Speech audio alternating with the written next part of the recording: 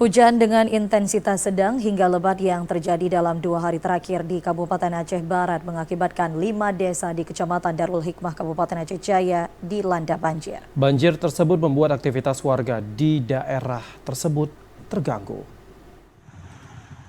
Hujan dengan intensitas sedang hingga lebat yang terjadi dalam 2 hari di Kabupaten Aceh Barat membuat 5 desa di Kecamatan Darul Hikmah terendam banjir. Banjir yang melanda Kecamatan Darul Hikmah tersebut terjadi sejak tadi malam dan hingga siang ini masih merendam rumah warga dengan variasi tinggi air mencapai 20 hingga 70 cm. Selain merendam rumahan warga, banjir tersebut juga menyebabkan aktivitas penduduk setempat terganggu.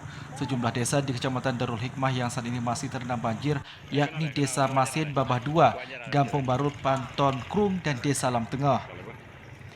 Banjir yang terjadi di daerah ini disebabkan dangkalnya aliran sungai yang tidak jauh dari permukiman warga, sehingga saat hujan tiba kawasan tersebut dilanda banjir. Walaupun saat ini masih terjadi banjir, warga di daerah tersebut masih bertahan di rumah mereka sambil menunggu air surut. Salah seorang warga, Mahdi, mengatakan banjir yang terjadi di daerahnya karena dangkalnya aliran sungai, sehingga saat hujan tiba air sungai dengan cepat memasuki pemukiman warga. Menurutnya, akibat seringnya banjir yang melanda daerahnya, berbagai aktivitas warga terganggu. Ya, saat ini Bang, yang banjir di Kecamatan Rumah ada 5 desa. Simpang 4, Kampung Baru L, Duakah, Babah 2,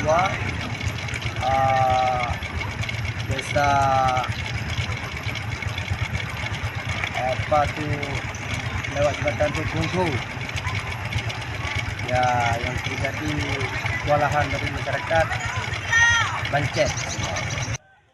Selain dikarenakan curah hujan yang tinggi, banjir yang terjadi di daerah tersebut juga disebabkan oleh dangkalnya aliran sungai Krung Masin sehingga air dengan cepat memasuki pemukiman warga. Selain itu, desa ini juga sudah menjadi langganan banjir saat musim hujan tiba. Dari Aceh Jaya, Musliadi, TVRI Aceh melaporkan.